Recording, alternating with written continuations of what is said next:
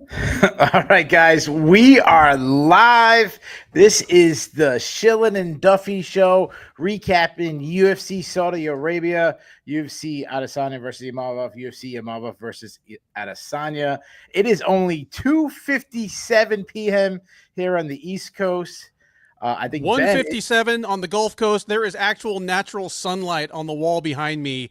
Y'all don't see that very often. Yeah, like I'm sure you guys on some level think that this is like a green screen background behind me, but no, there is actual light coming in my windows. I can't believe it. Yeah, check that. I mean, check out that couch, dude. I mean, how much is Sherdog paying you? I gotta ask for a raise, my man. Yeah. Oh, Yeah. Oh man, dude, couch is the nicest thing I own, dude. Man, you're getting the A-side billing on this show, man. Gun to my head, if you want to take my car, my couch, like my living room set, I'm probably letting you take the car. There you go. There you go. Yeah, what time is it in Hawaii? It's probably like 5 a.m. or some shit. I don't know. Anyways, I mean, other than maybe Australia, everybody else, this is probably a pretty good time to talk about fights. So hopefully the chat is jumping. We got a lot to talk about. Shout out to the chat. If this is your first time, try to get in there and talk with us. We try to have a lot of fun here. We got 12 fights to talk about. I want to do something, Ben. I didn't warn you this, but I think I know you well enough that I think you're cool with me addressing this. Okay. We don't get in politics often. Me and you are very different politically. Yeah. But I think we both can agree. I have not talked about this on Twitter. As far as I know, you didn't talk about this on Twitter. What Bryce Mitchell said this week was one of the dumbest things ever. Probably the dumbest thing ever said in MMA. And we've had some dumb things said. That's all I'm gonna say about it. Like, I don't hate Bryce Mitchell. I think he might have some brain damage. I think like people say he shouldn't fight, should be punished. I'm okay with the UFC doing that. They're not going to do that. I'm more worried about him not fighting because he probably has too many screws loose. So, but that was one of the worst statements ever said. I mean, it's so stupid. It's extra stupid. And I mean, I don't want to do a point-by-point rebuttal of this because we do have 11 to 12 fights to talk about, but I don't know how you could even speculate whether Hitler was any good at fishing.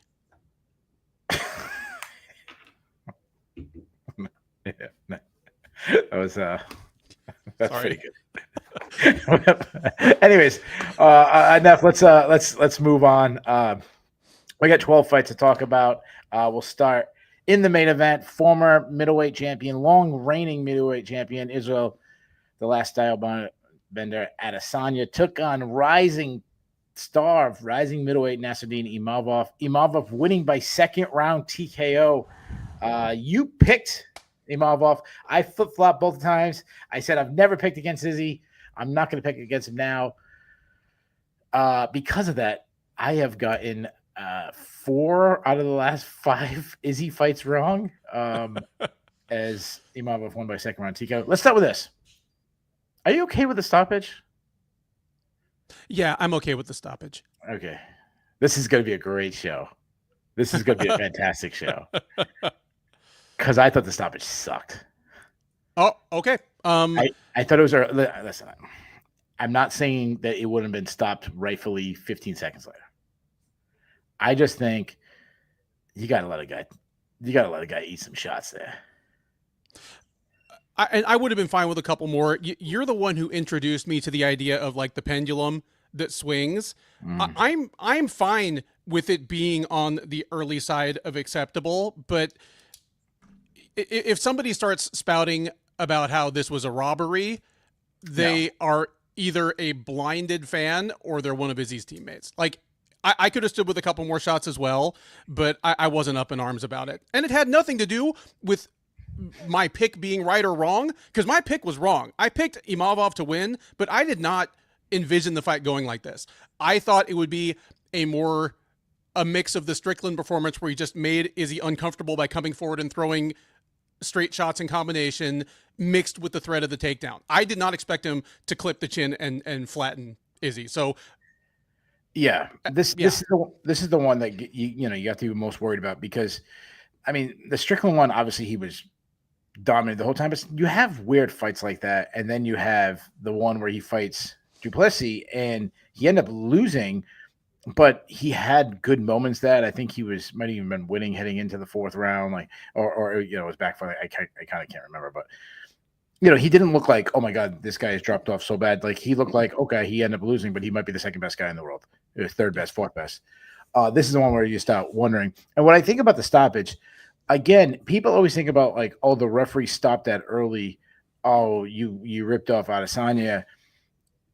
I always feel in a sense that the other guy doesn't get enough credit because you kind of stole the moment from Imavov, where now it's not just, wow, what a performance. You knocked out, one of the greatest, probably a top 10, top 12 greatest fighters of all time is Israel Adesanya. It's, yeah, you dropped him and he could have recovered. And then the ref jumped in too much. So like, you didn't give him his like big moment. If he dropped some big, huge shots and then there's no debate what happened.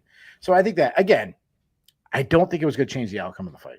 I don't think it would have changed the outcome of that round. Like, I think it would have been ended coming seconds coming up. Let's talk about the first round.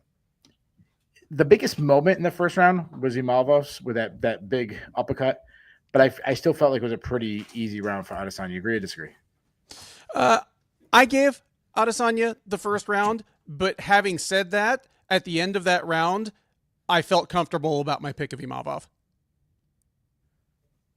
Yeah. I get that. Like, you had the biggest moment. Adesanya. Let's do this. Let's put Imavov to the side. We're gonna have. It's an early show. I think we can do a little bit of fun with Imavov in a second. Let's talk about Izzy first. He's the bigger name. Obviously, he's one of the greatest fighters of all time. I mean, the verdict's out of it. I mean, the dude's done. I mean, I feel like I think now, could he fight lower level middleweight and win? Yeah, he still could. But I mean, when we think of Israel Adesanya, we've seen this story over and over and over again. I think about where Chuck Liddell is the best light heavyweight in the world, and then suddenly he's done 3 fights later. I mean, Anderson Silva, all these. I kind of feel like that with Izzy. I'm with you, and it's an interesting comparison to Chuck Liddell because in both cases, I mean, you couldn't get much more different fighters, between Chuck Liddell and Israel Adesanya, except that they both want to strike. But their success, their glory days were both built on something that was not going to stand the test of time. In the case of Chuck was never unhittable. He just had a great chin and great power, and so he'd get hit and he'd come out of the firefight ahead. As soon as the chin started to slip, he was getting flatlined by everyone. He got knocked dead cold in like 4 of his last 6 fights. In the case of Adesanya, I think it's closer to Anderson Silva, Lyoto Machida, Stephen Thompson, where if your whole game is built on making people miss by a half inch, yeah, as soon as that gear slips, they're going to start clipping that chin, and it gets ugly fast. Yeah, it was one of the reasons, and obviously we'll get to this fight later, but it's why I picked against Michael Venom Page, because his game is like that, and he hasn't reached that point yet, and I think he's going to have an Adesanya type fall when it does. Izzy, to me, and this is, I always say the things I love about MMA. This is one of the things I hate about MMA. Like, we don't have a lot of good endings, and I mean, I guess if you really think about it, that's kind of the way in all sports. I think of like Aaron Rodgers right now in the NFL. He's not the same player he once was. He went from, second or third best quarterback in the league to now, where is he? 25th best quarterback in the league. So it kind of happens to everybody, but we don't watch Aaron Rodgers' head. I mean, maybe his head has been dropped a couple times, but bouncing off the mat. We don't have, I was thinking about like NFL running backs are probably a better equivalent to MMA fighters' career, where I think like Steven Jackson, best running back in the league, to suddenly out of the NFL 2 years later, kind of thing. Or and don't look up the stats. You get the point. It could have been 3 years later, but you know what I mean. This is one of the things I hate about MMA. Same. It's a bummer. You can count on one hand the really appropriate, well-timed, feel-good retirement moments for top-level fighters or former top-level fighters. It's really hard for, I mean, Robbie Lawler is, an obvious one, where at least he left on a win after a brutal stretch. But we have Habib. That's like, and there are a couple of reasons. One, even the lowest level NFL player, if they last in the league for 4 or 5 years, if they're not financially set for life at the end of that, that's on them. They're not chronically underpaid like a lot of. Sure. And then number two, the NFL has an off season. You can actually go home, do what every fighter says we're on the backslide. Like, I just need to go talk to my family, talk to my teammates, and figure out what's next. Whenever they say that, they're back in the gym on Tuesday.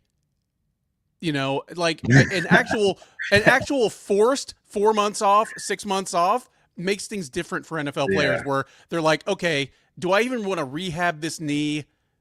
I've got $25 million in the bank. I'm sitting on a beach in Hawaii. I'm done. I also think the thing that happens in other sports is other people make the decisions for them. Like, there's guys out there that still want to play in the NFL and MLB. And Greg Hardy would still be in the NFL if he had the choice. But you're right. 32 teams suddenly give up on you. Yeah.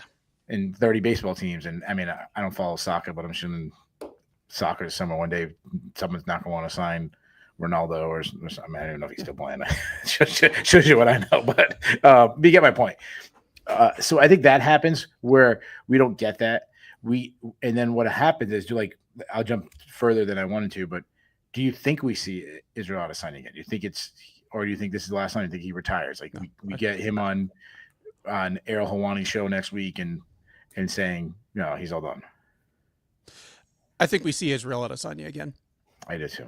That's like, you can't judge it by the result, but outside the cage, he really did seem to have refound the joy of the thing. And sure, he's a central cog at City Kickboxing, sure, where even if he's going to transition into a coach role there or something, I think we're going to see him in the cage again. In fact, I think we see him in the cage again this year. Yeah, I did too. And you know what happens? Like, he'll get Dan Hooker ready for his fight, and then all of a sudden he'll spar with him and have a really good round sparring with big gloves on and headgear, and go, oh man, I still got it. And then his teammate says, oh yeah, you're still really good. And then he starts thinking about the fight against Imavov, like, well, I won the first round, and then the stoppage was early, and then all of a sudden they talk himself into, like, I can still do this.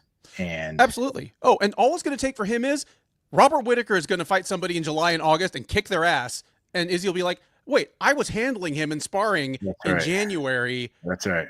Before we took those pictures for the gram. If he can beat the number 12 guy, I can beat the number 14 guy. Get me back in there. Yeah, 30 C West is, I don't know who Diego Maradona is. I don't know who that is. Is that a soccer player? He is one of the 3 greatest soccer players of all time. 3? Yeah. Oh, I mean, usually on our soccer show, we go with other people on the Shillan Duffy soccer show. Football. We do it just Portuguese. We do it just Portuguese. Yeah. I'm old, so I actually remember when he was like everything, and it was like, he was done by the end of the 80s. I'm assuming he's Argentinian. Okay. Yep. So who's the other two? Pele and Pele, and I'm leaving the other one open, because if I even wager a guess, somebody will come kill me. Yeah. There you go. I'm going to get shit anyway. So I did see that Ronaldo was in the attendance tonight. So that's Cristiano Ronaldo. That's the other thing. If you took the 100 greatest soccer players of all time, probably 10 of them have Ronaldo somewhere in their name. Oh, really? Like Ronaldo, that's like or Cristiano Ronaldo or Ronaldinho. Yeah. Okay. So that's like Smith for what is he? He's Portuguese, right? He's Portuguese team. Yeah. Anyways, so some of the things that happen, I said on the previous show, I think one thing that happens is the fear. The Izzy fear isn't there anymore. I think that has been erased. And then Dev pointed this out. It's his striking defense. His striking offense is still there, and you pointed out with the ability to make someone miss and counter in a small, slim margin. He doesn't move his head as good as he used to, and suddenly, like, the big uppercut comes through, the right hand comes through. I mean, that's two. Go back to the Strickland fight where right hands catches him.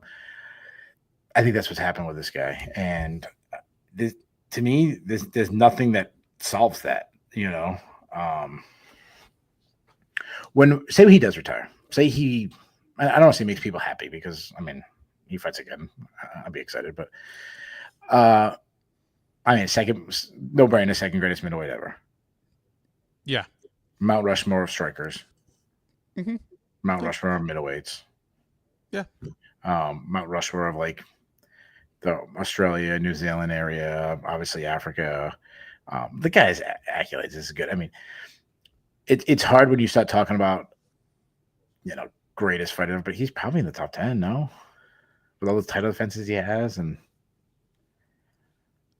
at a first guess, I would say, yeah, he's probably in my 10 greatest fighters of all time. Yeah, I don't want to go too far down that. And so let's talk about Imavov for a second. Let me ask you, I'm going to put you on a really tough question. Can this guy win the title? Yes, he can. Okay. Like it's not ridiculous at all. Yeah. I'll put you out that harder question. Will he win the title? No. Okay. I can agree with both those. Is the winning the title the harder part or getting there the harder part? As long as Dricus du Plessis is there, it's winning it. Because right now, getting there is not that hard. The division is actually kind of dying for someone to make it up there that hasn't fought everybody else already. That's working in Imavov's favor. It is, and forgive me for going on this tangent, but it's going up against one of the most egregiously and consistently underestimated champs in UFC history. Like, most underestimated champs in UFC history, it's Dricus du Plessis, Jan Blachowicz, and you'd have to think back a ways to get anybody else into that team photo. Heading into this fight, Eugene Behrman pretty much admitting that they underestimated du Plessis and came in underprepared. And that's the kind of thing that you would expect a coach to say about a defeat, except Behrman isn't that kind of spin doctor. And then this is the very same week that Islam Makhachev is like, oh, I can move up to 185 and beat Dricus du Plessis easy. Like, I think every single other champ in the UFC, including Juliana Pena and Alexandre Pantoja, secretly thinks they can beat Dricus du Plessis. Like, nobody respects this dude until they knock them the fuck out or twist their head off. That's right. Yeah. Sorry, I just when you mentioned Eugene Behrman not being that spin doctor, I started thinking about him just on a guitar. Little Miss. He's got the same beard as he's got the same beard as the guy for the spin doctor. and me and you are the only two people here old enough to get that reference. Oh my goodness. The issue is, he's third in line right now. In my opinion, he's probably third in line. Not my opinion, but what I'm thinking the UFC, their pecking order. Obviously, Strickland's first, fighting a week from now. I still think Chimaev's the next one, and then Imavov. Let's do this. Let's have some fun. Let's pretend we are Dana White's in the room. He says, Ben, Keith, I want you to pitch who should fight the winner of du Plessis versus Strickland. I'll let you pick. Which side do you want? Do you want the Imavov side? Or do you want the Chimaev side? And I will debate the other side.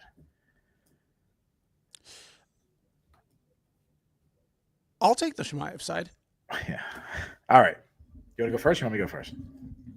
You can go first.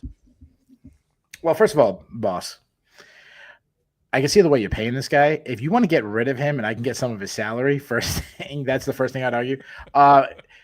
The thing is in this world of MMA, it's a crazy world, and we prepare to do these big cards, and we spend all this money and all this marketing, and suddenly a guy gets injured or misses weight or does something stupid. Imavov will show up. Imavov will be there. He's well-rounded. We've been trying to get, the French market will have our French, our first French champion, because we ignore the whole Francis Ngannou era, and we'll finally get French speaking. He's got ties to other areas of the world. This guy is exactly what we want. Humble, consistent, always there. We can make him into a star. Go. Those are all good points, but I would argue that humble isn't what you want. Chimaev is what you want. He is arrogant. He's loud. He has a cross, this unholy cross between Khabib shit talk and Conor shit talk that, and on top of that, he is electrifying in the cage in a way that Imavov is not.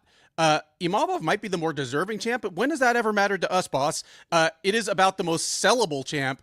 And if you can get Chimaev into a title, he's a sellable champ. He is what you wanted Shara Bullet to be. Only, yeah. All right, we'll do 10-second rebuttals real quick.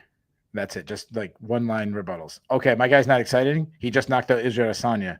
He knocked out Jared Cannonier. This guy's on a run like nobody can, like, long run. That's my rebuttal. My rebuttal is, actually, he's right. I just took this side because it seemed like more work mentally, because I actually think it should be Imavov. And I thought I wasn't working with much. I'm like, he's humble. I didn't have much to work with. All right, so that was just a little bit of fun. So let's do this. Now we're actually on the boss. We'll start with let's start with Adesanya. Adesanya says he wants to fight 1 month. No, actually no. Let's keep it with Imavov. What are you doing with him? I think Imavov waits on the winner of Duplessis versus Strickland. But you're the matchmaker. You're doing that matchup. Yes, if I'm the matchmaker, I'm doing that matchup. Like, Imavov doesn't have sizzle, but as you pointed out in our mock argument, there are certain places that he is more saleable. Like, you stick him in, Riyadh, he plays it like the Dagestani he actually is. You stick him in Europe, he plays it like the Frenchman that he might as well be. Like, he is sellable. And he's just, at this point, he's a very, very good fighter. Yeah. And many times, there's times where a fighter is sellable, and there's time just the brand of UFC sellable. I still feel like Imavov would be in that more, the brand is sellable, but he could be somebody that slowly, as he wins, gets his name, moves over to the, could be a sellable guy. To me, Chimaev he doesn't need the UFC. I mean, obviously, to a sense. I'm not saying like, I'm not one of those guys saying like, oh, the GFL is going to be successful or anything so stupid like that. But I mean, like, that my friends, casual friends, starting to know who this guy. They're excited about him. I think he should have been fighting instead of Strickland anyways. I feel like the window to have Chimaev is super. It's risky, but it's very small. So strike while the iron's hot now, because suddenly it's going to be like the kind of situation we have right now, where it's like you're never going to see this guy fight again, and he's in trouble and doing crazy shit. So I would do Chimaev first, which kind of keeps, like, sucks to be Imavov. I can't have him wait for Strickland to fight first. The winner of that fights maybe 4 months at the earliest, probably 6 months more likely against Chimaev. Winner of that, again, you're looking you could be looking a year from now. I can't have him sit in silence for a year. I try to find, like, well, who would be next in line? Because now you have to have somebody, if they beat Imavov, well, Bahayo has been on a run. So that's the fight. I would do Imavov versus Bahayo. I put it on like a fight night main event. Maybe I even try to get like a card in an arena having these guys headline. Which, again, depending on where you put it, would be perfectly doable. And there is a certain pragmatic argument for giving the next shot to Chimaev as well, in that Chimaev is kind of like John Jones. Like, not current John Jones so much as like maybe 5 years ago John Jones, where long layoffs tend to be idle hands are the devil's plaything. Like, just whenever Chimaev is on the shelf for a while, like, he starts saying weird stuff, like, he's gonna get himself in trouble, or he's gonna get himself sick and like fake retire again. So there's an argument for keeping him busy and having a date circled on his calendar that has high stakes and kind of keeps him on task. Like, I hate the idea that these adults have to be treated like, kids, but sure, it's what we've got. This one's gonna be much harder. Real quick, Iman Report makes a good point. If you make Chimaev versus the DDP Strickland winner, considering, what Chimaev is like, having Imavov on hand, not a bad idea either. It's actually a really good point. Yeah. Adesanya is really tough to make a matchup because he's kind of the next tier down of middleweights. He's kind of fought them all. He's fought Vittori. He's fought Costa. He's fought, I mean, we can't do Whitaker anymore. So 3 years ago, he had cleaned out the division. yeah. So I'm gonna go with a matchup that Boss just posted. I know they're supposed to be friends and everything. MVP just stepped up. Give me MVP fighting again at 185. Give me MVP versus Israel Adesanya. You know what? I'd be fine with that. I'm as good with that as with any of the names I threw out here. Because here's the thing: whether they've been against top 3 fighters or not, Adesanya is now on a legit 3-fight losing streak. If you make that 4 in a row, it only gets harder to do this again going forward. So I think they have to book him a winnable fight. It has to be a fight with no direct title picture implications at this point, because you can only have so many people in a row use him as a stepping stone to a title shot. So I was thinking of like Jack Hermanson is like the only top 15 guy that he hasn't fought yet. Either that or just I'm thinking mid-level people like Michal Oleksiejczuk and Chris Curtis that are coming off losses. And there's no sizzle to matching one of those guys with Israel Adesanya. No, give me Adesanya versus MVP. Yeah, and then if Adesanya fights Chris Curtis, something weird's going to happen, and Curtis is going to be complaining, and it's going to, All right, let's move on. We just mentioned Michael Venom Page in the co-main event. Kind of the matchup that nobody saw being booked was Michael Venom Page moving up to middleweight, taking on Shara Bullet himself, Magomedov. Michael Venom Page winning by unanimous decision. Dude, what a showing by Michael Venom Page. This was a you're not ready for this level performance. Talk to me about it. That's pretty much it. There's one thing that we have to say right off the bat. When you move up a weight class and you have a 6-inch reach advantage on your opponent, like you present physical matchup problems that are basically impossible to prepare for. But 37, almost 38-year-old Michael Venom Page made Magomedov look slow and tentative. He kept him in first gear. He couldn't get out of first gear. Couldn't get out of first gear, and it was partly that Magomedov was just kind of stymied, and you could tell that he was having a crisis of confidence. But anytime he did try to uncork something, Page just very calmly sidestepped and fired back at him. It was, it may or may not age well. We have no idea what's next for Shara Bullet, but in the moment, well, I'll get to that in a second. It's not a cranium crushing highlight reel knockout, but in its own way, it's one of the more impressive Michael Page showings I've seen. Absolutely. It was obviously his best performance in the UFC, even though he like absolutely blanked Kevin Holland, and there was more of the same in this. And moving up in weight, he was right away. When I saw the speed of Page, 20 seconds, and I go, ooh, this ain't gonna be good if this stays on the feet for Shara Bullet. It got to the point where it really Shara Bullet only had a one punch land the perfect shot chance. I mean, he was so much faster than him. He was beating him to the point of contact. He has so much variety. He was really mixing up the different attacks. He'd kick the leg. He'd throw like a hook kick. He'd spring at him with the lead right hand. Then he'd back off, spring at him with the straight left. Keep kick up the middle. He was just getting him guessing, and then he was freezing him with feints. He was fainting, and Shara Bullet was just stuck looking, and I'm sitting there and I'm thinking this is what I do a lot. Like people ask me how I watch fights. A lot of times I have I don't know if it's because I've been coaching my son's wrestling. I kind of have this natural coaching, what would I be saying to either guy? Shara Bullet, I'd be like, dude, you just got to eat a shot, man. You can't be afraid to come in and eat some shots. You got to close distance. And I'd be like, you got to start I don't know, getting in his grill, making Page lift his hands up just to hand fight for a second, grab a hand, do something. And he just couldn't. And Shara Bullet's output, and this is exactly the kind of fight Page wants. Page wants a slow, distance striking. Let me kind of get you in this little trance, and then suddenly I spring at you. And kind of, he was like, it was like a magic show. You're watching, wow, what is he going to do next? And oh, I didn't see that coming. There's the card coming out of his left hand instead of his right hand.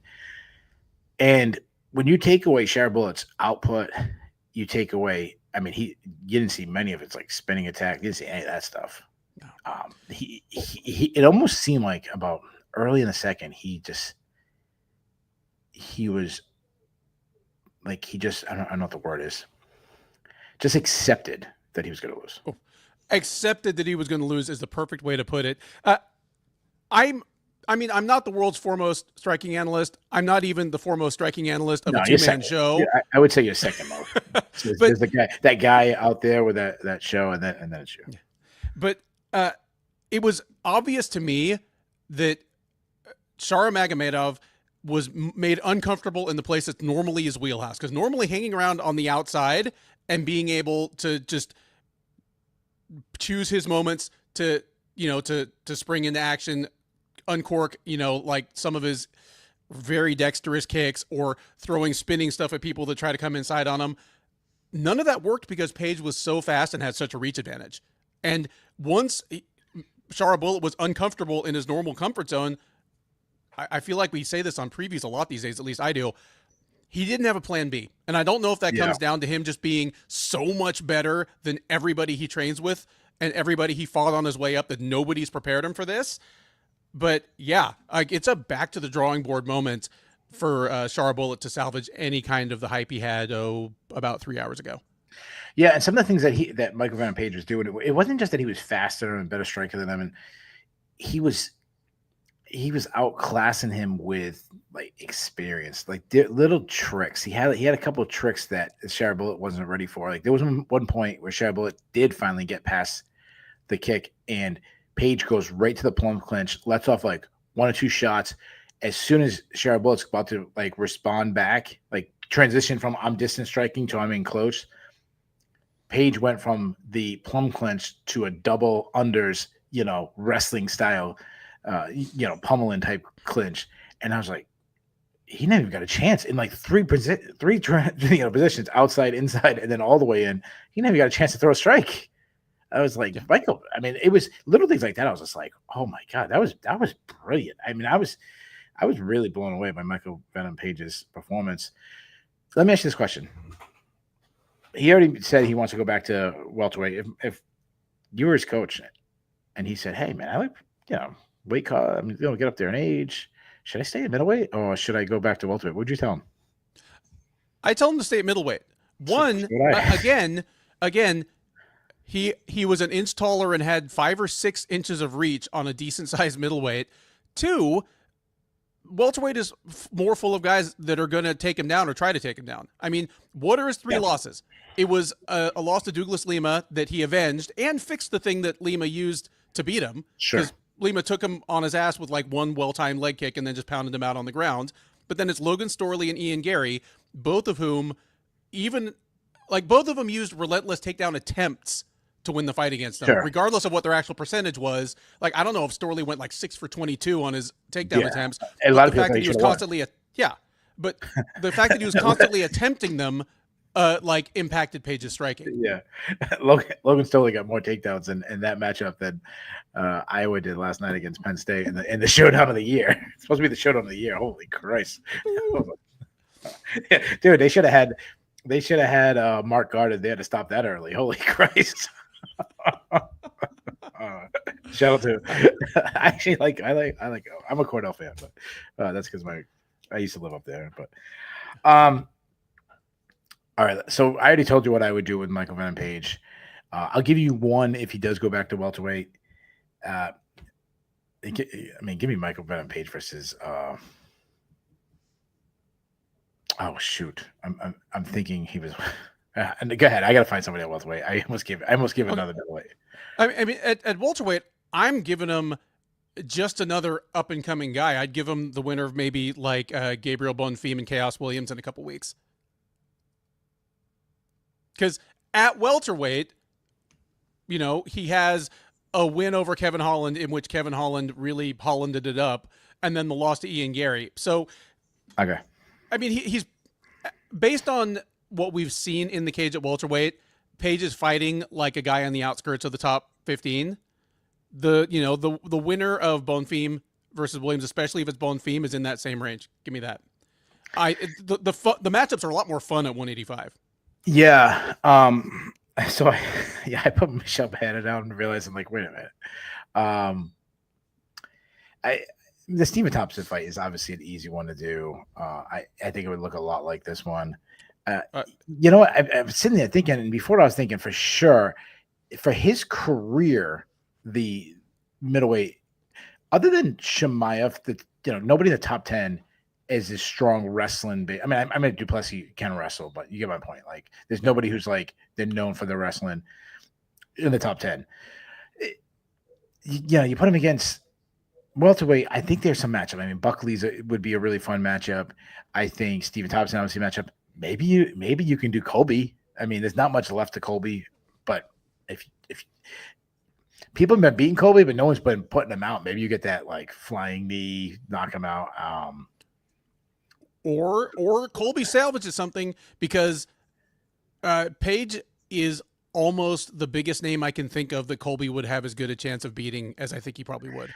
Yeah, yes, I agree with that. The problem is if Colby was even a shred of the former fighter he is so gun shy now, and now you're going to give him the best striker of his career. I think he'd be way too gun shy. He'd just be getting picked apart from range. But I think a lot of people would enjoy that. So, give me any of those three if he wants to go to welterweight. Stephen Thompson's probably the easiest fight to make. So it is, but let me say this: they've been asking Page about that since literally before his debut. And he flat out said, guys, it might be a real boring fight. Like, yeah, if he is saying that, and he's confident he's going to win. Like, in his mind, Page thinks he would beat Thompson easily, but he also thinks it would be boring. I trust that to the expert. At this point in his career, if we're being honest, does Stephen Thompson deserve that fight? No. I don't think he deserves that fight, but considering what has happened to Thompson ever since he kind of defied the UFC, it's more about what the UFC thinks his opponent deserves. Yeah. He's a bigger enemy of the UFC than Bryce Mitchell is somehow. All right, Magomedov. So I'm not giving up on this guy. He's super young. These moments happen. I still think he's a big enough name that he can draw attention, especially in a big card. I'm putting him on a pay-per-view main card because he's still super marketable. The whole pirate thing, the missing an eye, the bad boy, the spinning attacks, that his last knockout. So if I'm putting him on the pay-per-view main card, I need someone who can be a main card guy. And you know what? I'm sick of hearing it. I'm sick of hearing that this guy hasn't beaten anybody. We keep talking about Michael Venom Page versus Stephen Thompson, elite striker versus elite striker. Let's do it again. Elite striker versus elite striker. Give me Shara Bullet versus my boy, Bo Nickel. Elite striker versus elite striker on the pay-per-view main card. Let's do it. That's the fight to make. I don't even want to hear your opinion because your opinion's wrong. That's the fight to make. All right. Again, I'm only joking. Go ahead. What'd you have for him? Well, one, Nickel by first round head kick. Two, I was giving him the UFC needs him to bounce back with a highlight reel knockout, but it can't be a complete joke of a matchup. I was going to give him the winner of like Edmund Shabazian and Dylan Budkin in a couple weeks, and I wasn't going to put it on like a pay-per-view main card. I was going to put it on the next fight night that they do in the Middle East, since that's apparently the only place he can fight. But I like they're not going to feed him to Bo Nickel. I want Bo coming out with an American flag wrapped around him and coming out to some like country song or something.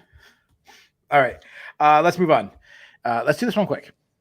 In the third from the top, the big heavyweight Slava knocker, Sergey Pavlovich won a unanimous decision versus Jairzinho Rozenstruik.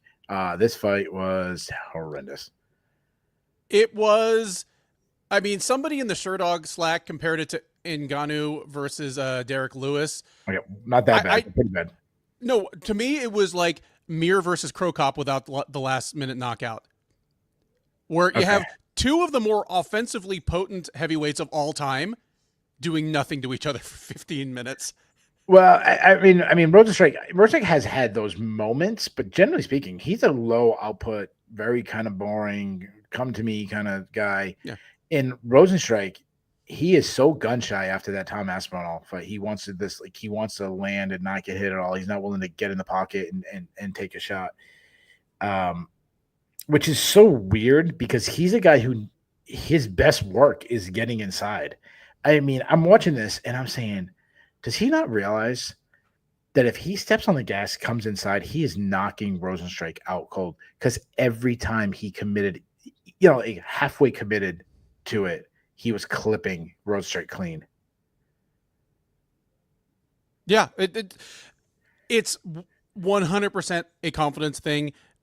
The way he lost to Aspinall has clearly given him some fighter PTSD, and in a way that it wouldn't have if Aspinall had just rocked him and then had to choke him out or pound him out on the ground, but instead just clocking him in the pocket, taking it to him right in what he thinks of as his wheelhouse. He might recover from this still. I mean, keep in mind that Sergey Pavlovich is he 30? Is he 31? I believe he's 31. Think of how badly we had written off people like Andrei Arlovsky and Alistair Overeem in their early 30s, and then what they did for a decade later. Sure. So I'm not writing him off, but he clearly needs a hard reboot. Yeah, and this could be like a little bit of that Francis Ngannou against Derek Lewis, where Ngannou just lost right before that, so he fought much different, and then all of a sudden that he went on a run. I'm hoping like he just needed to get a win. He was kind of like so playing it safe, which we've seen before, guys playing it safe. So, Rosenstrike, on the other hand, I mean, he's been in the UFC a long time now. This guy is so bad on the ground. Like somehow he's gotten worse on the ground. I mean, I'm sitting there, and then I don't think the commentators were that good tonight, but Paul Felder was saying, like, dude, you have him. He's showing no ability to get off the bottom. Like, posture up and start dropping bombs. You will take him out. And then if he starts coming up, just drop right back down and lean your way back down on him. He was right there for Pavlovich to get a finish, and Pavlovich was just holding on and, like, it should be an MMA stalling. Like, he was stalling. Yeah. Show him that old yellow card. What do we do? Let's do what do you want to do with Pavlovich next? You gotta book him like he won, because he did win. I'm either giving him Shmuel Gaziev, who just won on the very same card, redeemed himself a little bit, or this is going to be a step down even for a winner probably, but like the winner of Tybura versus Parkin in a few weeks. Yeah, I thought about that. I looked at one. I was looking around and heavyweight's a mess. I put him against Shelton Almeida just because, like, you got to treat him like you won. But I'm okay with the other ones. I'm doing the opposite from Rosenstrike. I'm going way down. I'm like, I don't even care about who he fights. It's more when he fights. I want him on the prelims. I want to treat him like a prelim heavyweight, because that's what he's turned into. Like no more main events, none of that like fight night men events or anything like that. Put him on the prelims. I wrote down the winner of Justin Taffa versus Taliesin Teixeira. Taliesin Teixeira versus Justin Taffa. It's exactly what I have written down for him. I love it. On the prelims, there you go. So let's move on. Before this, Saeed Nurmagomedov took on Vinicius Oliveira. Oliveira winning a unanimous decision. The right away in the first round, the commentators kept talking about Oliveira's strategy is to get Magomedov to work a lot and to tire him out, and that strategy worked perfectly. Like, great job by Oliveira. That's pretty much it. And Oliveira had a good first round. Like, I think a few people out there gave him the first round, but after the first, there was no question. Oh yeah. I gave it to Magomedov the first round, but yeah, it was. You could see the tide turning. And one big thing is the pressure just zapped the Magomedov's ability to really throw his kicks like he wanted to. And what's even more impressive, if they say he has a rib injury, possibly a broken rib or some kind of thing, is he did that. His toughest test to date, that style. That's really impressive to me. Like, Oliveira was not a guy that I was super high coming into the UFC. I'm wrong about this guy. This guy's good. He really is, and there's a certain scrappiness and meanness to him. And in a division as talented as 135, little intangibles like that count. I like him more each time out. I picked wrongly against him this time. I may not do that next time. Because not only is he better than I thought, but he is getting better with each successive outing. He's just growing in confidence. His own conditioning is better. Like, he followed a route to victory here that I don't think he would have been able to do 12 or 15 months ago when he started in the UFC. Like, no, his grappling ability is so much better than I first credited for. I first viewed him as just as a brawler, and he's still these big. I mean, we saw it in the third round, so he was able to go back to his old school, like these big looping. I think about like teenage girls getting in a fight and pulling each other's hair and just swinging one hand of hair and the other hand just swinging around. Like, that's how he used to fight. He still can. He gets his opponent completely gassed and he does that. But I mean, the dude's on a roll right now. What would you do with him next? What did I put down here? I'll give you one then while you're looking. I was looking around. That division is so deep that I can't move up too much. I'm giving us Marcus McGee in a big matchup. Give me like a co-main event of a fight night. Those two guys on nice runs. Winner gets like a top 15 opponent next.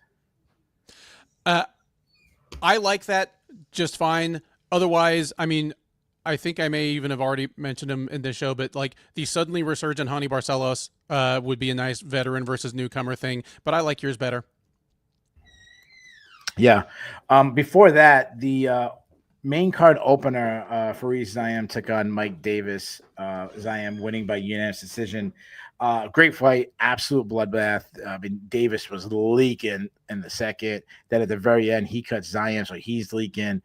Yeah, dude, I love this. I love this fight. We'll get to the actual individual performances. Just tell me what you thought about this fight.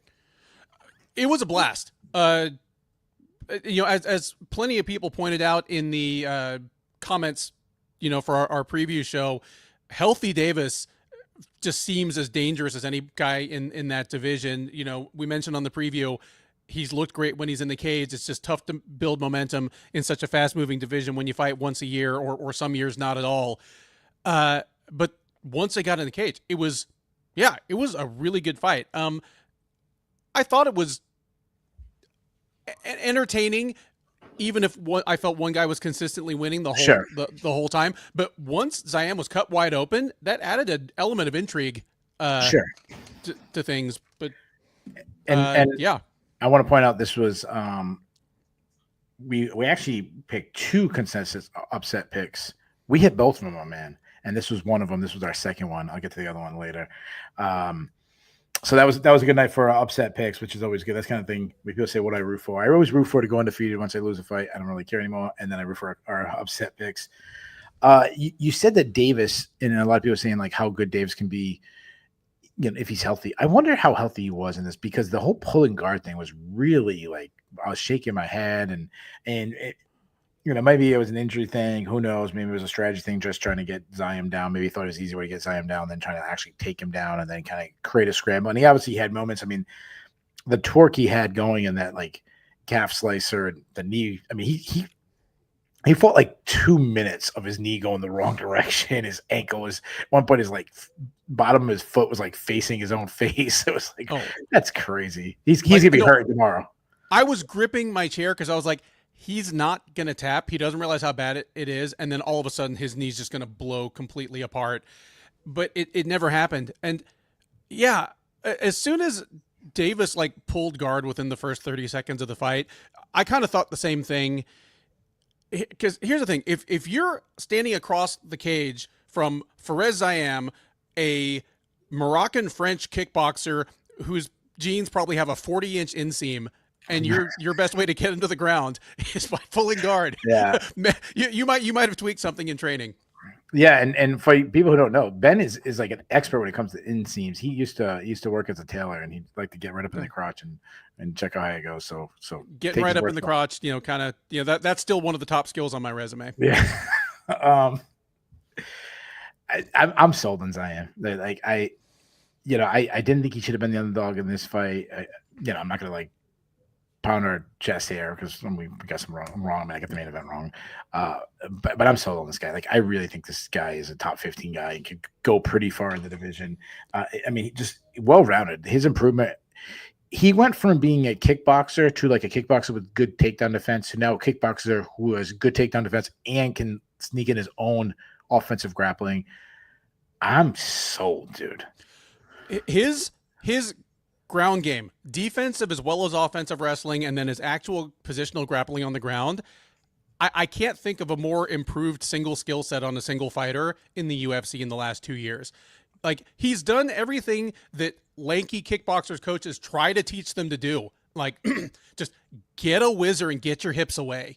He's actually gotten good at that. Yeah. Or if he's going to get taken down, instead of grabbing a guillotine, like, he'll do an almost sacrifice throw where he's like, I'm going down, but I'm going to try to roll through and end up on top. All the things that you want a kickboxer to learn about takedown defense, he's just checking all the boxes. Like, it's really, really impressive. He uses his elbows and knees as good as anybody, but a lot of times he was going elbows in close. Obviously, his ground and pound is brutal. We saw his knee, obviously, against Matt Frivola. Let me ask you this. I'm going to matchmake real quick. Tell me which fight he loses. So I think he's a true contender. Like, you think he's a contender? And that's obviously a tough division.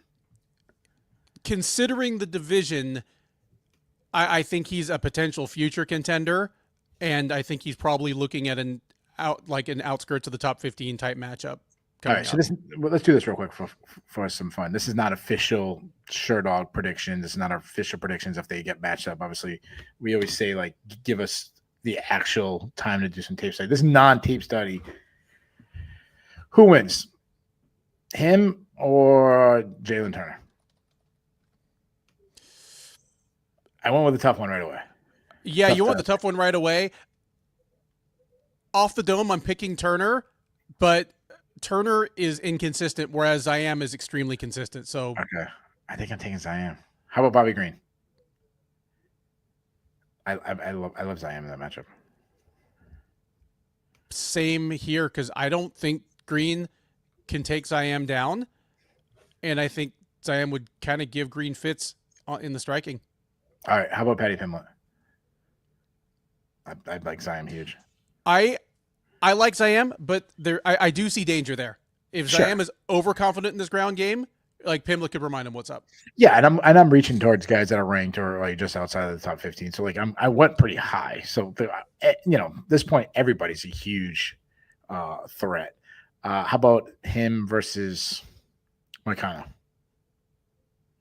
I think Moicano. I'm taking Ziam. Wow. How about him versus Rafael Fiziev? That's a tough one. It is a tough one, and it's partly tough because I don't feel like I have a great handle on where Fiziev is right now competitively. Same. He just has such a size advantage. I'm taking Zion. All right, I'll do one more. Him versus Matthews Gamrot. I think Gamrot beats him. Yeah, that's right. That's where I drew the line. The Gamrot's ground game is still on. So that was my way of doing the Hani Basalos without telling Ben that we were doing the Hani Basalos. Yeah, but I'm sure you caught on. JSX saying I'm taking Timur Valiev. He clearly remembers. Yeah. So we were making our way up.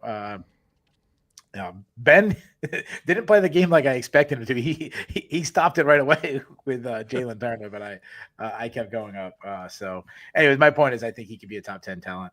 I'm completely sold. So my matchup for him was the and that was the Sherdog rankings. That wasn't the UFC rankings. Yeah. I'm giving him Jalen Turner. Like, I think I want to see a tall, lengthy guy, see what he does against someone who can strike and kind of very similar, like very big, very lengthy, like sniper striking, but very underrated ground game. But I want to see how he does against that. I'm totally with you on that. Like, I love that as a matchup. Okay, let's move. Let's do the prelims. We'll speed this up a little bit more on the prelims. Top prelim, Muhammad Naimov took on Kyan Afali. I saw on Twitter there was nonstop like he's awfully bad, and this is the fight was awfully bad. Yeah, which me and Ben are all for, like, puns and stuff. That's right up our wheelhouse when it comes to the jokes. Somewhere Tajikistan is partying hard. Do you think all of Tajikistan still turns out in a stadium to watch this guy fight? Or now that he has 5 fights in the UFC and there are a couple of other Tajik guys that have like 3 or 4, they're all like, it's old hat now. We watch it from the local sports bar now. Like, yeah, well, they showed it a stadium, but again, I don't know if that's the same like the first time, but it's a stock photo of the I do like how I was like somewhere in Tajikistan, somewhere. No, I said somewhere Tajikistan is partying. Like, yeah, that place would be Tajikistan. That's where they're partying. Yeah. Like I'm saying that, like somewhere Tajikistan, like the way I worded it, like everybody from Tajikistan went somewhere else to party. Like they all went to like Holland and they're all partying up. There's not like a little Tajikistan neighborhood in Providence or anything like. I'm sure there probably is one in New York or something. Yeah.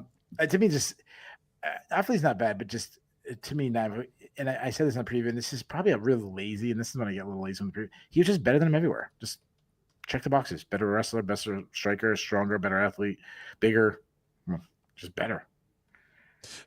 Yeah, that's pretty much it. And honestly, this was a lousy fight, but I don't think either of these guys are lousy fighters. I think these guys. Yeah, athlete though, I don't understand his strategy. Like his strategy was close the distance, get double on hooks, and then do nothing. Hold on and. Yeah, I don't think he liked what he got once he was there. I think that was his game plan, and when he got there, he realized that Naimov was bigger and stronger than he expected, and had good technique in those situations. And I just need a button to say this for me. He didn't have a plan B. Like, he looked like he was on like a game show. Like if you get like how long can you hold on? And he would just get double on the hooks and hold on for as long as he can. Like speaking of game shows, me and my wife went out for a date last night. So this week has been insanely busy for me. Like my job pulled an all-nighter the other night. One of those kind of things where I was up for 30 hours. And yeah, the preview would be a little shaky on the preview, especially because it's like a whole bunch of new guys. So might be a preview some people might want to skip. But me and my wife went out last night. We went to the Price is Right live, Ben. We did not get called. Too bad, but the lady who won like the big, like she won a trip, like she's the big one. She won the Showcase Showdown. She was sitting right in our section. We were like 2 rows behind her. It was great. Good time. If the Price is Right live ever comes in, I mean, a lot of people like these 20-year-olds, not so much. A bunch of 40-year-olds and above. I had a great time. I would go. That sounds like a lot of fun. Oh, I know you would. I wore like some ugly matching T-shirts, like to increase our chances of getting called. Like. Yeah. Before that, I had some pretty good picks. My worst pick was in the Shamil Gaziev versus Thomas Peterson. Shamil Gaziev was like a -400 favorite, and my dumbass picked the other guy. And yeah, I'm an idiot. Gaziev. First of all, Gaziev. I know he weighed around the same. He just looked physically better. But he looked like he was in better shape. Yeah. Agreed. Good. Well, and for a guy that weighs in between 260 and 263 for every fight, there's the possibility that he actually weighed 260 here, and it's not like he weighed 278 and had to cut a bunch of water to get under the limit. I think he actually was in better shape. Jusek says the former host of Supermarket Sweep now does the Price is Right live in Vegas. I don't know who that guy was. This guy had a tattoo on his neck, and supposedly he done a lot of game shows. I remember Supermarket Sweep. I don't remember who hosted. The guy who did this one. I don't know. It was good. He was good though. He was funny. I guess completely sidetracked. Gaziev. Yeah, he looked. I mean, the speed advantage was there. His right hand was on point right away. Put him out. This was a great knockout because he didn't follow up. And I love that Peterson, like, he almost called it for himself. Like, he went down. He was not completely out cold. He was looking, but he took his own mouthpiece out, put it to the side. Like, I'm done. I think he had a retirement right in the cage. Like, I mean, if that's me, I'm doing anything I need to keep Gaziev from like doing a elbow off the top rope on me, because you're dazed. The guy that hit you is looking at you right now. The ref is moving in. Yeah, I'm throwing up the white flag. Yeah, and Gaziev, I mean, he looked great. This is the guy that people thought could be a top 10 guy. Again, he beat Thomas Peterson. Take that for what it's worth. Thomas Peterson looked fat too. Like he looked fat. Oh my god. A guy who did not look fat, Terrence McKinney. Terrence McKinney took on Damir Hadzovic off of a long layoff, and Terrence McKinney does what good Terrence McKinney does and gets a first round stoppage. I mean, 2 minutes and 1 second. You know what that means? It means like he's going to send an invoice for overtime to the UFC. Yeah, get that extra second. Just I mean, this is what he does against overmatched opponents. He gets them out there quick. I really want McKinney to be good. I mean, because he's fun. Like fun. I mean, even his losses are fun. But I hope he just keeps winning. I hope he finally figures out what's wrong with him, and he just. The only thing he called out Chris Duncan, which was a really weird call out. Like if you said Keith, here's a UFC lightweight roster. I don't know how many there are, but say there's 60 guys. Yeah. Call out 40 of them.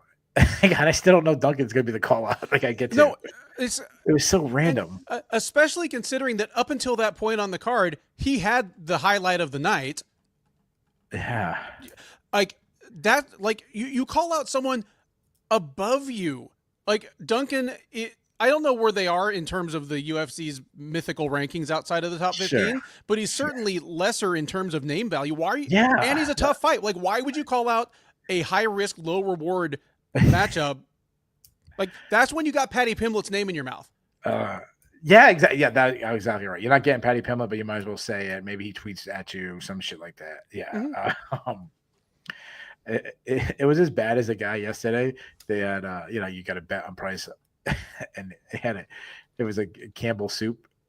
And I would be terrible at betting. I kept saying to my wife, like, my wife does all the shopping. I have no idea how much like price of food is and all that shit.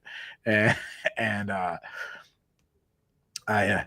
like, I don't know how much. She's like, probably about $1.30. She says it pops up $1.39. I'm like, this freaking woman's great. All right. This guy's like 330. This guy was like me. Like, his wife does all the shopping. Anyways, before that, Mario Bueno Silva took on Jasudavicius. Jasmine winning by unanimous decision. I'm going to make a statement. Tell me if I am wrong. She is now 7-2 in the UFC. Could really be close to 8-1. I mean, I thought she lost the trade score fight, but it was close. Is Jasmine Jasudavicius the most underrated fighter in the in all of women's MMA? Yes. UFC. Yes. Okay. Is she the most underrated fighter in the UFC? Yes. I think you can make a good argument for her being the most underrated fighter in the whole UFC. And credit to our man Dev, who I believe has actually gone fishing at this point. Never heard of him. He asked me if I'd compare her to our man Anthony Hernandez, and I'm like, it's close. It's close. Like, but here's because they're two of the most consistently underestimated fighters in the UFC. She's a little better looking, and she does have some standout qualities for the division. She is big, and she has the kind of amateur wrestling background that very few women in MMA have. But still, she's someone that doesn't present as an uber athlete. I consistently think she's going to be slower than she plays out in the cage. Like, as someone who's just gonna her be body's changed underrated. a little bit. She seemed like, I mean, she always was a thinner woman, but she seemed like she's in better shape than when she first joined the UFC. And that makes perfect sense. I mean, she came to the UFC as like a 4-1 fighter or something. And I've said this about especially, prospects that come from developing poorer countries. Sure. When year into being able Canada.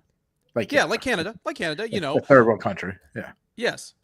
Canada, the Bellator of countries. I'm sure it was important at some point, but the 51st state. Yeah. There's something to be said for, okay, it is now 12 to 18 months since I've been able to train full time at this, and they make physical changes. She's one of them. Damn. Charlie Eibling with like the deep cut Game of Thrones reference. Wow. Yeah, I'm always down with a Game of Thrones reference. I'm just I like the Anthony Hernandez comparison. I mean, she's the ultimate like builder. She just drowns her opponents. I've seen people recently talking about her top game, and I kind of tweeted this out, like how good her top game is. But I'm sold on her reactionary double. I mean, she used to pressure her opponent's back. And to Mayra Bueno Silva, I really think Bueno Silva had the right strategy to kind of force Jasudavicius back, so she wasn't pressuring. I felt like she had the right game plan. She just couldn't, like, you can have the best game plan all you want. She's just better than you. And her reactionary double, she was walking her right into beautiful entries. Like, I am sold on. I think she's a serious problem for the division. I would pick her, and I'm not going to do this. I'm not going to Honey Basalis her again, but I would pick her over half of the top 10 right now. No, I'm all in as well. I'm like, I would pick her over the top 10. Ben's like, no. Yeah, I'm all in. Nah. That was not the response I expected for you to say you're all in. Just the fact that a lot of the top women in the division get by on being able to bully the other woman physically, and I've yet to see anyone do that to Jasudavicius in the UFC. Even the women who've beaten her, like, that's not how they got there. Like, I'm not saying I think she'd beat her, but say if she were to fight Valentina Shevchenko, like, Shevchenko would have to do different things than she usually does to women to get past Jasudavicius. Yeah, I still think Shevchenko wins, but yes, it wouldn't be easy. It'd be one of those ones like, man, that was a tough fight for her. I think it's time for a big step up. Dev is going to think he gave me this idea. He didn't. I already wrote this one down, but he did pick the right person who I would do. You said there's not many people that could bully her. I'm going to give the one person that I want to see how she does against. Give her Jessica Andrade.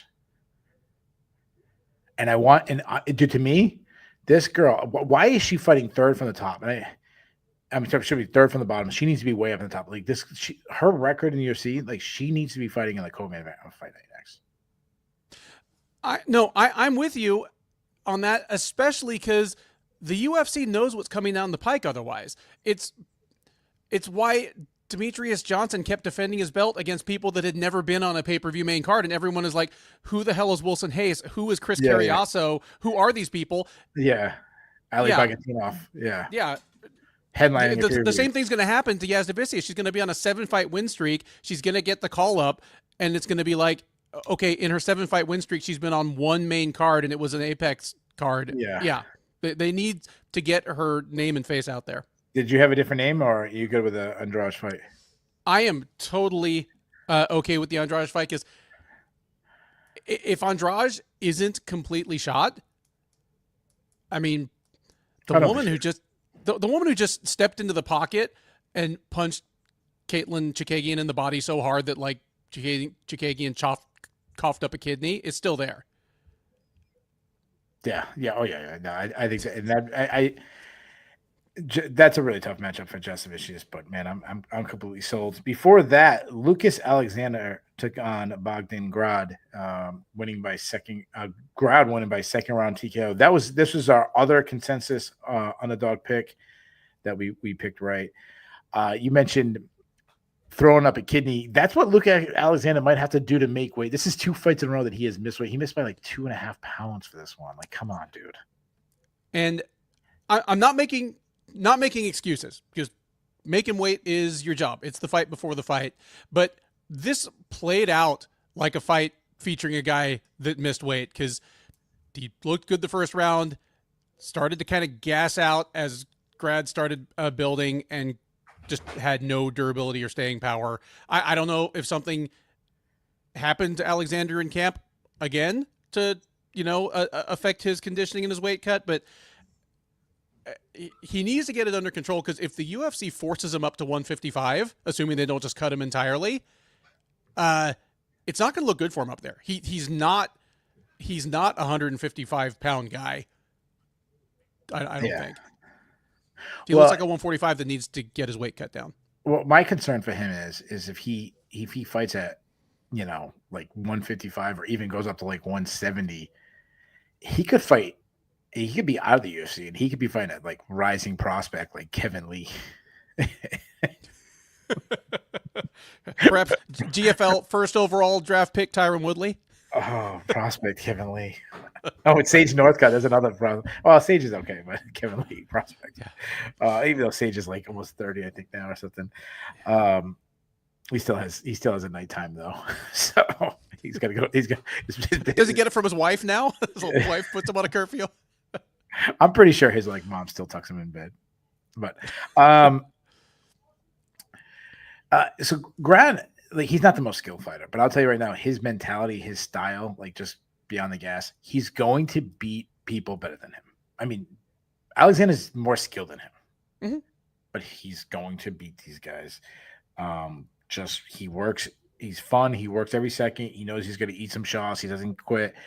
And I don't think Alexander like gassed. I think Grod mentally broke him.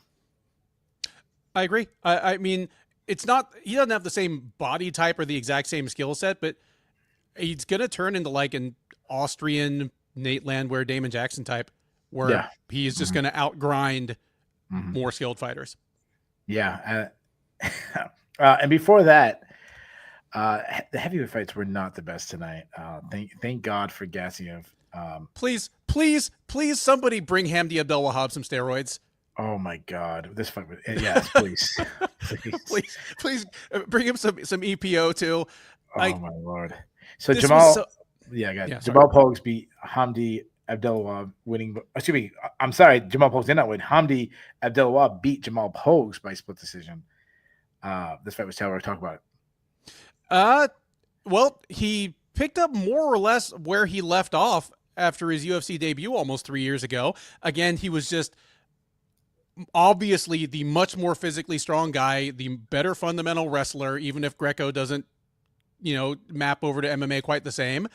But again, he wasn't as successful with the wrestling as he should have been, considering his physicality and his credentials. He gassed out fast, let an inferior fighter back into the fight. This fight was even more dull than his UFC debut. Like, Hamdi Abdelwahab, he could be the kind of guy that I'm predicting he will be the kind of guy that the UFC doesn't re-sign even after he goes 3-1 in his first 4 fights. Because all 4 are just going to be horrible fights. He's going to have a drug suspension in the middle of it, and they're going to cut him and never look back. He just feels like he should be fighting in one championship. That is exactly. He is every one championship heavyweight. Like just. Oh my goodness. Good. Like, if he's still out there active somewhere, if they booked him against Czech Congo, I think that would break space time. Like the people watching it would like age before our very eyes. Like Czech Congo is my boy for life, though. I will always remember being at a Bellator. If for no reason, I interviewed him during the week. Everyone interviewed him. If for no reason, he was all pissed off. He comes in like I don't want to answer any questions. He's all like doing like and he's like, he points right at me. He goes, "But you're cool." Just me. The only points. He's like, "I like him." Or something like. I don't think he says cool. I think something like, "I like him," and then he's like, "But all I have to." That's what he says. That's what he goes. He comes up, and that's what he does. He goes, "I don't have anything to say. I do like him, but I just want to say like Ryan Bader stopped ducking me or some shit." Walks off, and I was like, when did I become boys with Czech Congo? Like, that's my boy. Let's go, Czech. Let me real quick. How did you score this fight? I scored it 29-28 for Abdelwahab. I did give Poges the last round. But honestly, Abdelwahab could have won that one as well. Like 30-27 does not bother me. Okay, so I went 29-28 Poges. Oh, but okay. A lot of people did with Poges. I looked at MMA decisions though because there was a lot of people. I think what happened was the commentators really made this sound like Poges destroyed Abdelwahab Hamdi.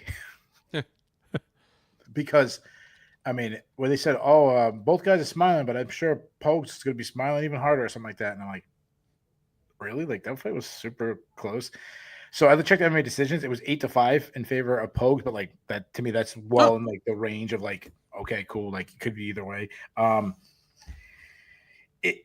I felt like both guys did everything in their power to lose. You had Hamdi, who is an Olympic wrestler, who he went for one takedown, got him down immediately, held him down for like 2 minutes, but okay. Oh no, he didn't hold him down that long. He held him for a little bit. I don't think it was 2 minutes, but held him down for a little bit. But didn't go back to wrestling one more time, even try. In close rounds where one single takedown could be the difference. And then you have Poges in the hand who's like, yeah, I can jab and just keep hitting you with a jab, but I refuse to punch. Like, I refuse to throw the jab more, and I'm just going to keep circling and backing up and looking like I'm trying to avoid a fight. It was just a really bad performance by both these guys. So, yeah. Terrible. So, yeah, let's go on. Let's do the fun stuff. Let's do the cut list.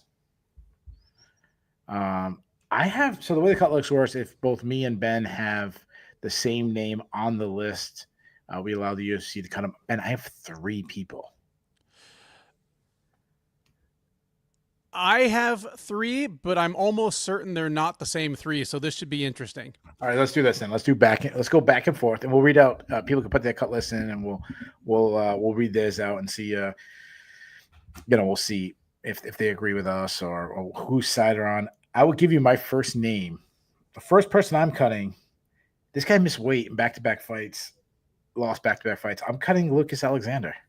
He is one of them. All right, give me one. I'm letting go of Thomas Peterson.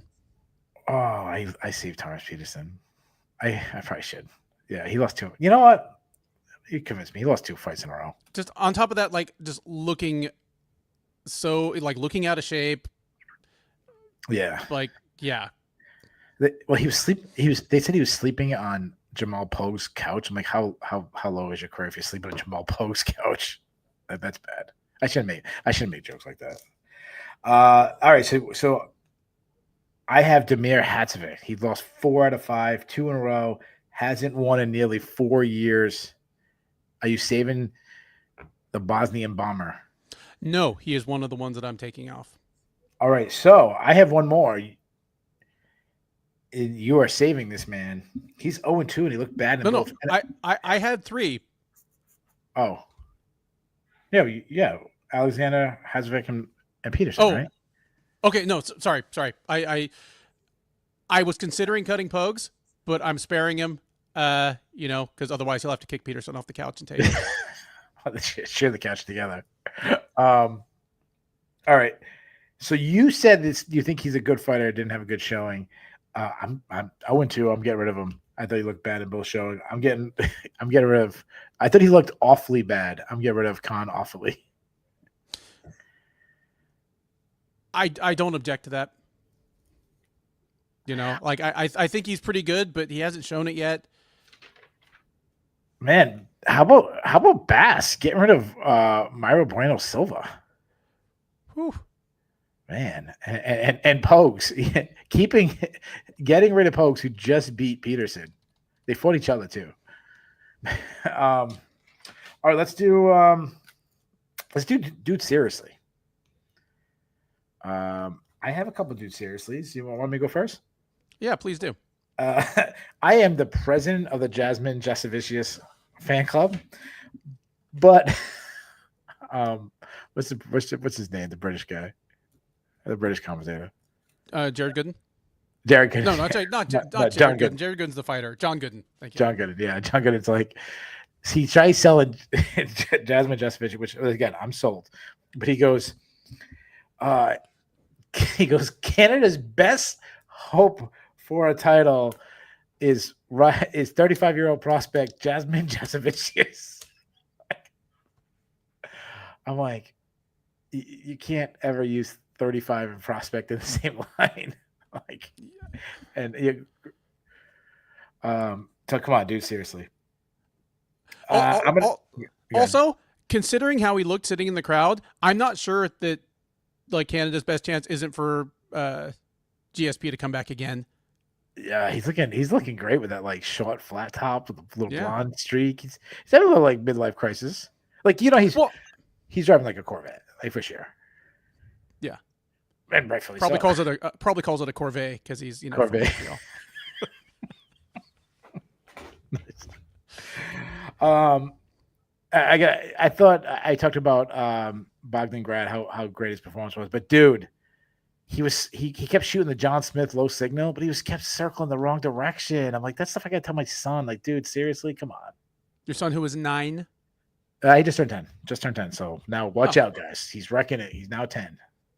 I remember when I turned 10, and I was so disappointed when my dad explained to me that did not make me a teenager yet.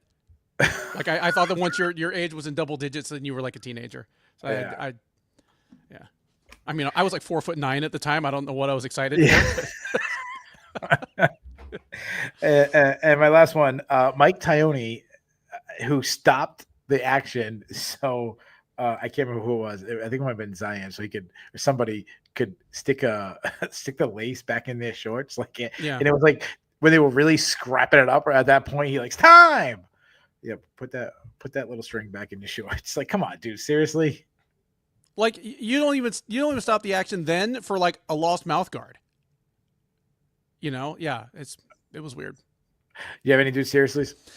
We already covered them just in terms of a couple of elements of fighter strategy. You pointed out Gaziev and Peterson, or like Abdelwahab and Poges, like just doing the exact opposite of what they needed to win the fight. That stuck out in my mind. Was it? Oh, Marcus Mustard in the chat echoing like, yeah, Nurmagomedov looking gassed and going to like throwing slow, tired, spinning shit. Like, yeah, like just weird Hail Marys. Well, one thing speaking of that, and I should have mentioned that when we were going over the fight, I had a 1-1 heading into the third. And then he does like a spinning, like for no reason at all, he does a spinning attack, which led to the takedown. And I'm like, dude, you just lost the fight because of that. The fight was over as soon as he got taken down when he spun. Anyways, let's get to the awards. Do we have the awards? We do. We have a fight of the night, and we have 2 performances of the night. All right. Do you agree with them?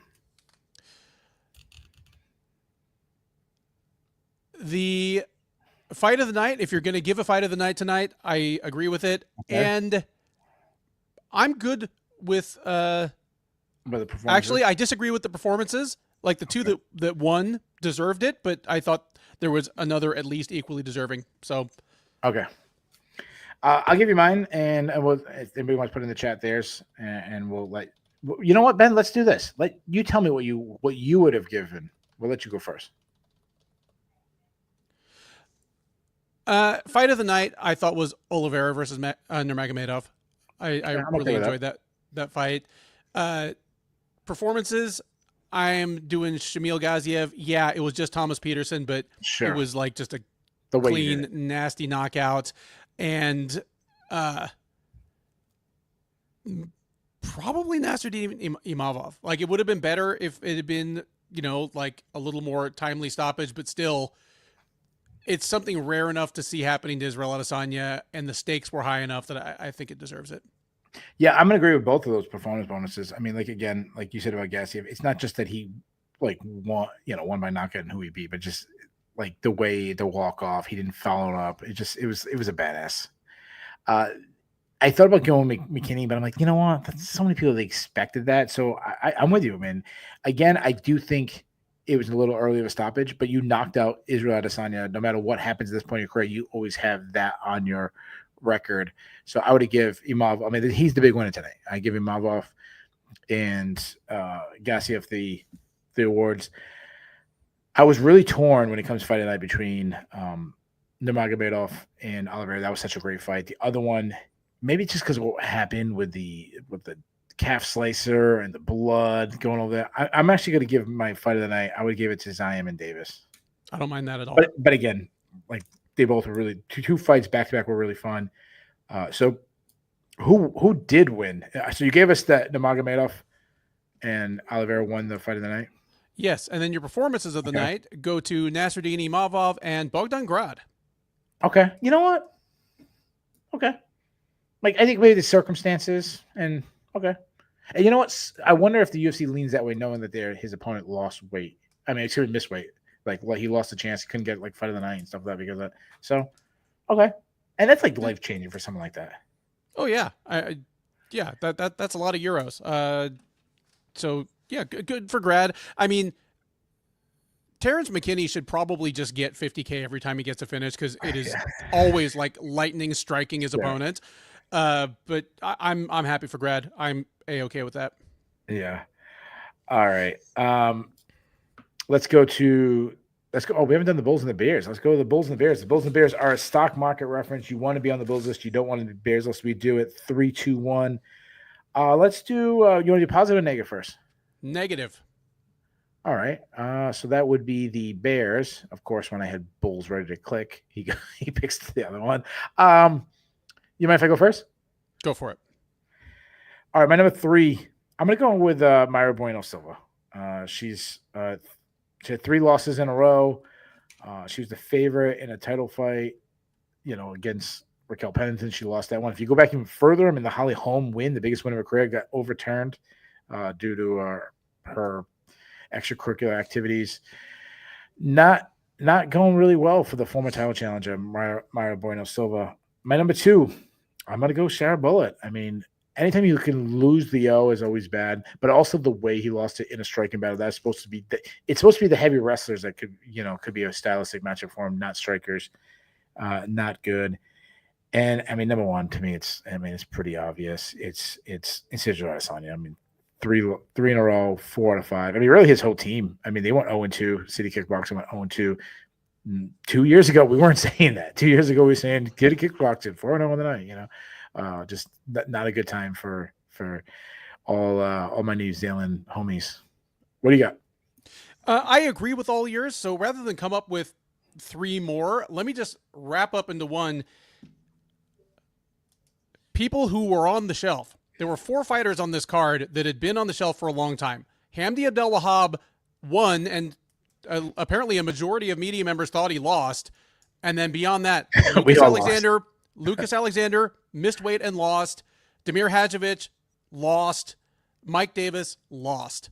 Ring rust is real, guys. Don't listen to Dominic Cruz when he says that stuff to you. The guys that had been on the shelf for a long time, they looked flat. They looked out of rhythm. Their cardio in the fights that went past 2 minutes was uniformly terrible. Yeah, fighters coming off long layoffs, bad night for them. All right, let's go to the Bulls. These two had a good night. Ben, I'll let you kick it off first. Oh, well, got to throw Shamil Gaziev in there. We rightly just lambasted him for his recent performances. For him to come out and get a first-round finish is almost the best thing he could do. And you know what? To have to withstand Peterson's one above-average skill, like to get taken down and bounce right back up, was a nice thing to show in just less than 3.5 minutes of work. Vinicius Oliveira, anytime you're out grinding and out cardioing a guy named Nurmagomedov, that's a good night at the office. And he's another guy that, Brazilian prospect who more or less has come out of nowhere and just cut straight into matchups with ranked contender level people within 18 months of getting signed with the UFC. So great night for him. And kind of the flip side of your bear, Nassourdine Imavov. He was, what were the final odds? He was a slight underdog, never really fought like it, came in with a good strategy, made a few adjustments on the fly, and got a knockout over one of the greatest strikers in MMA history. Good night for Nassourdine Imavov.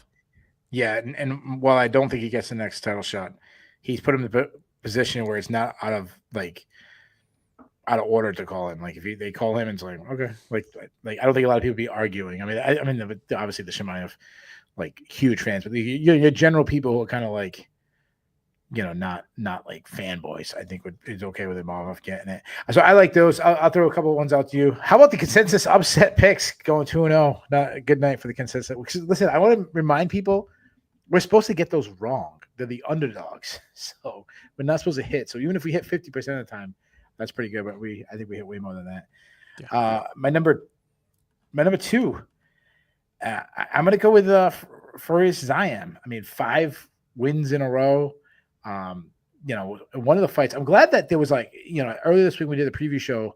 I didn't expect like Ziam and Davis get a lot of buzz, and it seemed like it got a lot of buzz after that. A lot of people, like a lot of the hardcores, are really into that fight. So, and my number one, she was way down on the prelims, but my girl Jasudavicius, she's won 4 fights in a row. She got to do it in front of her favorite fighter, George St. Pierre, who she says she wants to be like. She got to meet George St. Pierre afterwards, which was cool. And then also there was I don't know, something about like first women's fight in Saudi Arabia, and UFC fight in Saudi Arabia. She always has that, so that's a cool moment. So I think Jasudavicius was a big winner. So, what is your grade for the card? Gonna give this one a B+. There's the undercard was pretty violent. The main card up until the main event was lousy, and I'm trying not to let recency bias. Okay. Because heading into the main event, I was like, no, this card feels like a C. Okay. But yeah, good violence on the undercard. Kind of a momentous main event. Yeah, I'll give it a B+. B+. Yeah, I'm gonna go like a C+. Again, I don't think that thing really stands out to me. I think the one I think of this card, Ziam Davis, will probably be the most memorable with all the blood. So I think that rears the card up. But I also will remember like Pavlovich and Rosenstrike, a fight that we were hoping to have like a spectacular knockout, having a staring contest. The stoppage in the main event kind of stole a little buzz of that. I think you know what, Venom Page I think might be another one that I'll remember. No, not that it was like a barn burner, but that it, his performance was pretty one-sided. I don't think a lot of people saw that happening. So yeah, C+. Hardest question tonight is always, who is your listener of the night? Who are you giving it to? I feel as though I give this guy listener of the night about once a month, and every time I say he should be disqualified from winning in the future. But the mix of volume and power from Marcus Mustard was hard to top tonight. He made me laugh. He reminded me of some things I'd forgotten, came in with good insights. It was a crowded field, kind of nice to have the daytime crowd here, but I'll give it to Marcus Mustard tonight.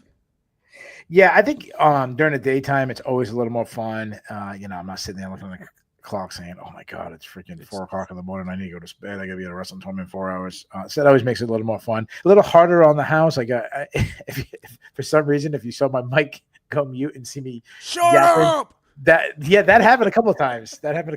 Especially early on. But I'm gonna go with a guy that has some pretty good blingers. It's Mr. Bling himself, Charlie I Bling. I'm gonna give him my listen tonight. He was pretty funny, and So there you guys have it. We have recapped. I believe it is the deepest recap, the best post-fight show out there. This is the Shillan and Duffy post-fight show for UFC Saudi Arabia, UFC Adesanya versus Imavov, UFC Imavov versus Adesanya.